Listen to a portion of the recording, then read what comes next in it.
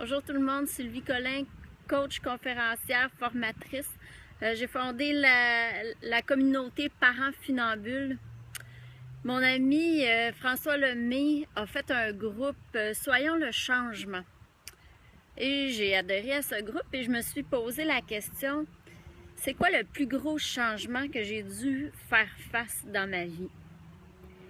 Et la première chose qui m'est montée, c'est vraiment comment j'ai survécu à la garde partagée. Comme d'après moi, il y a plusieurs personnes parmi vous qui ont eu à vivre ce gros changement, ou qui sont après vivre ce gros changement-là dans leur vie, j'ai envie de vous partager mes petits trucs à moi. Qu'est-ce que j'ai fait moi pour réussir à vivre ce changement dans l'harmonie, je dirais.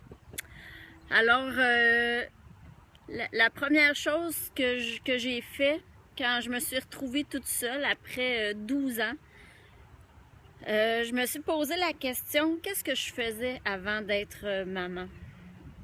Et spontanément, une petite chose très banale, mais pour les mamans, les mamans ou les papas, vous allez me comprendre, mais prendre un long bain tranquille sans que personne vienne cogner à la porte.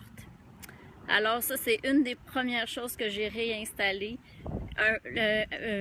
Installer dans ma salle de bain des chandelles, je prenais un bain avec un bon verre de vin et j'appréciais ce petit moment d'intimité juste pour moi que je n'avais plus depuis plusieurs années.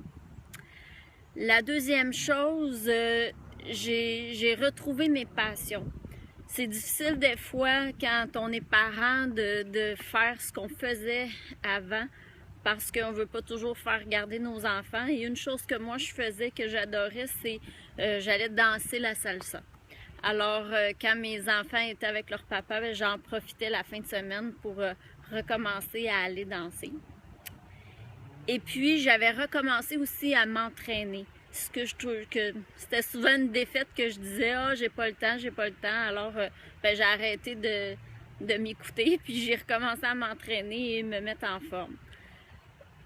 Les avantages que ça avait sur mes enfants, quand ils revenaient avec moi la semaine d'après, j'étais beaucoup plus patiente. J'en profitais pour leur donner tout l'amour qui m'avait manqué dans la semaine où ils n'étaient pas là. Les autres avantages aussi de la garde partagée, je dirais une meilleure tâche, un meilleur partage de tâches. Vous savez, je ne sais pas si c'est comme ça chez vous, mais souvent c'était moi qui prenais en charge les devoirs, par exemple. Puis à un moment donné, je venais tannée des devoirs. Puis là, pendant une semaine de temps, je revenais du travail et j'avais pas à me taper les devoirs. Les soupers aussi. Tu sais, quand on a des enfants, on veut qu'ils mangent bien, qu'ils aient leurs légumes à chaque soir, des bons soupers équilibrés. On dirait que quand on est tout seul, des fois on se complique un peu moins la vie, là. Juste, des fois, les restants, ça fait notre bonheur.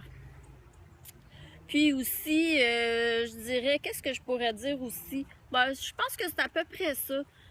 Je pense que c'est de prendre le temps de retrouver ce qu'on faisait avant d'être maman. Donc, qu'est-ce qu'on fait quand on est une femme?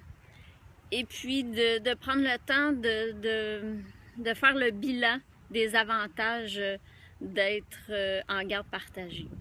Alors, j'espère que ces petits trucs-là vont vous aider. Si vous connaissez des gens en ce moment qui vivent peut-être la garde partagée puis qui trouvent ça difficile, partagez-leur ma petite vidéo et qui sait, peut-être que ça pourrait les aider.